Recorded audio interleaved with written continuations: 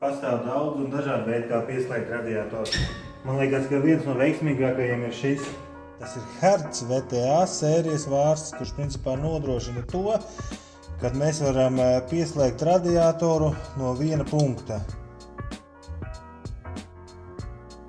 Vārsta darbības princips ir pavisam vienkāršs. Šeit mums ir pienākošais turgaita ar izeju šeit, un šeit mums ir savākšana ar atpakaļgaitu šeit. Šeit montējas termogāla.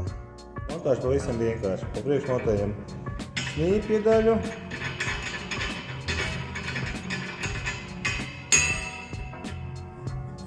Snīpis un vārsts. Tad vārstu mēs varam montēt dažādi. Vārstu mēs varam montēt gan, kad pieslēgums nāk no grīdas, gan pieslēgums nāk no sienas. Galvenais ir ievērot vienu mazu niansīti. Pie montāžas skatāmies uz apzīmējumiem, kur ir turpgaita un atpakaļgaita, nesajaucam.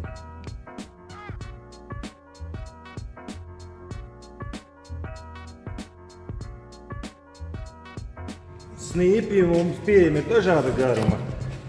Garākam radiatoram viss kārtībā, bet mazākam radiatoram tad snīpi vēlams apgriezt mazliet pie montāžas.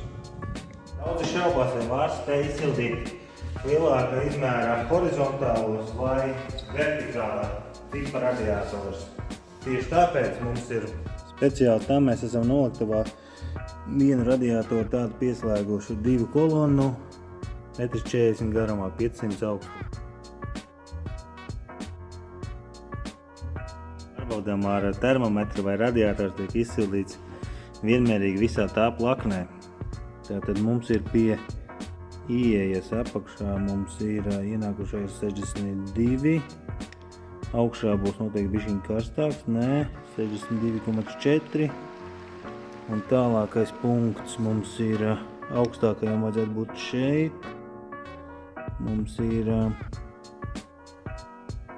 51 un 58. 59. 30% mūsu klientu tieši izmanto šo vārstu, lai pieslēgtu radiators. Jo ne visiem mūsu modeļiem ir pieslēgums no apakšas, un šeit ir arī šī vārsta priekšrocība, kad ir iespēja pieslēgt viņu no viena punkta.